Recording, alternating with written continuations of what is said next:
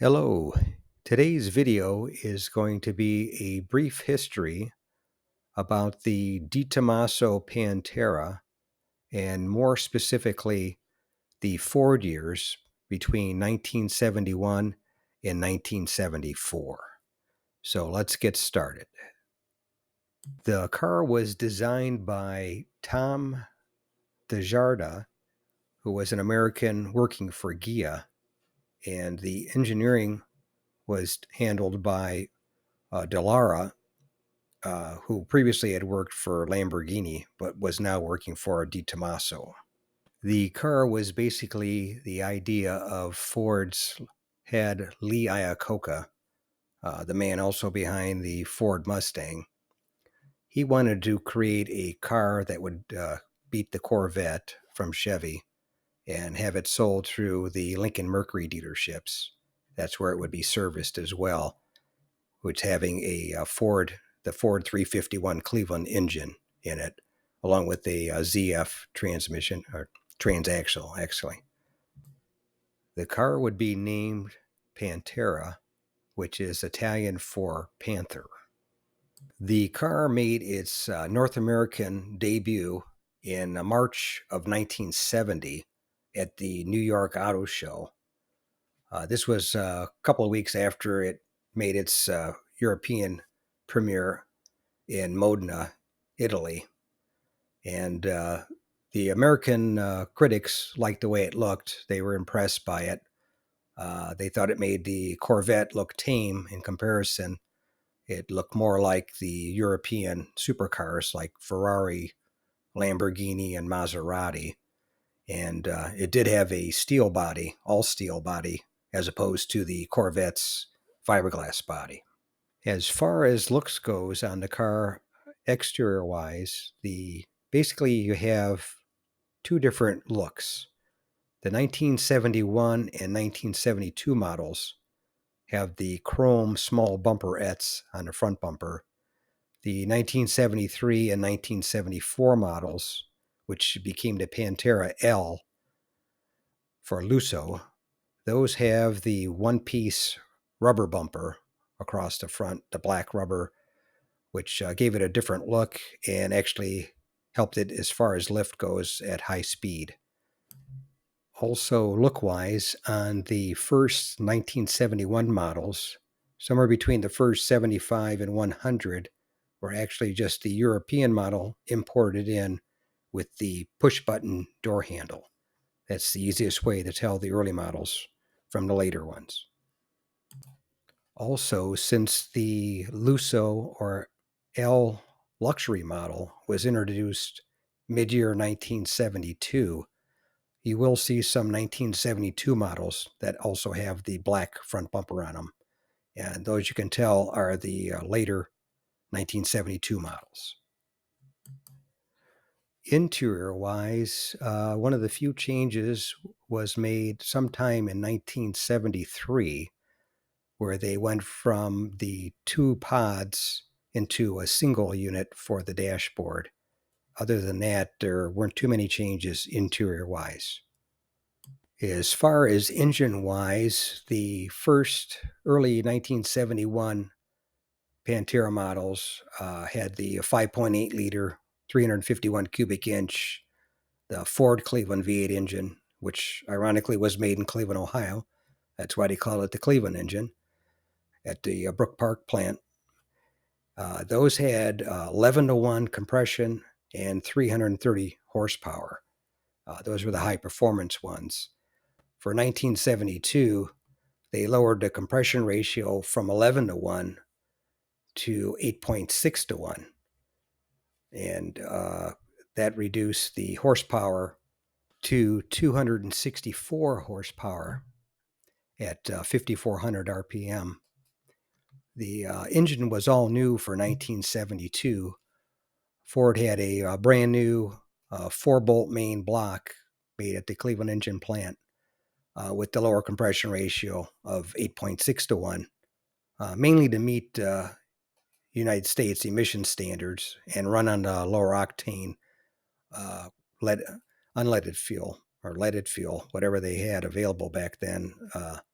standard fuel.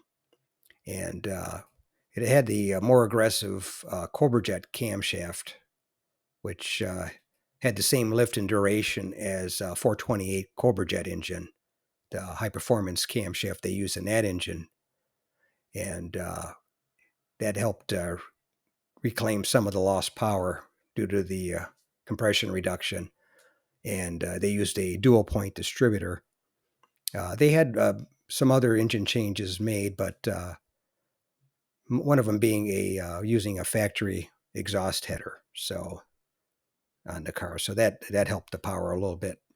After all these changes were made, ironically, it won Road Test Magazine Import Car of the Year for 1973. So they sorted out all the bugs in the engine and trans, and as far as the car, and it beat out Ferrari and Lamborghini and Maserati, all the other high dollar European cars, mainly Italian cars. So that was definitely something to crow about. Oh, and I forgot to mention they beat out Porsche in 1973 as well for the award.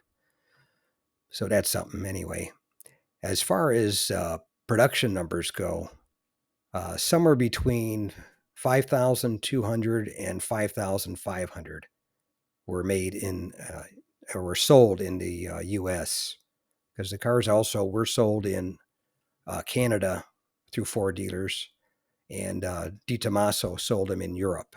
So somewhere around 800 or so were sold in between Europe and Canada for the total of roughly about 6,000 or so, 6,200 maybe, somewhere in that area.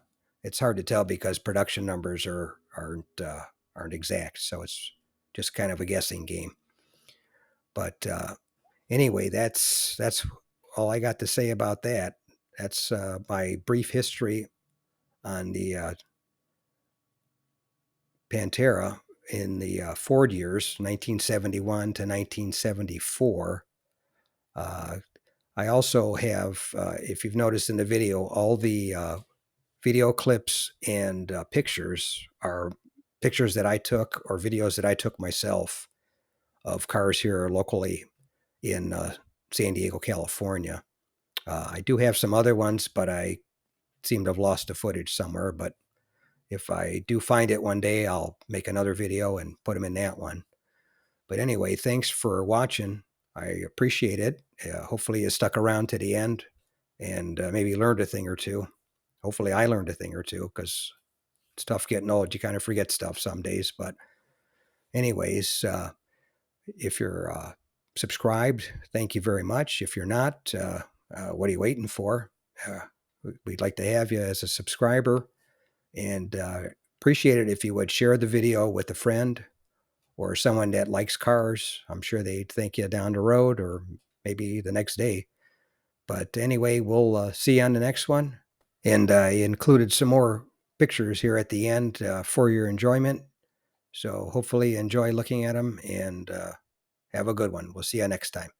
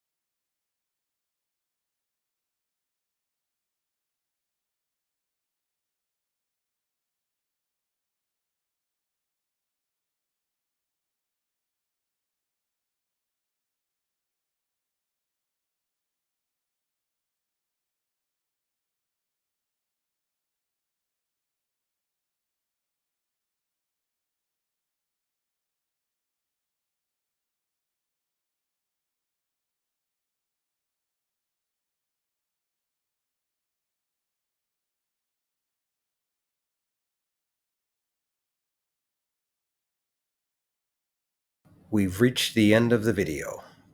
Thanks for tuning in today. If you like what you saw, please give it a big thumbs up. If you're not subscribed, consider subscribing. Share this video with a friend. Leave a comment or suggestion. Be nice. And thanks again for watching. We'll see you on the next one.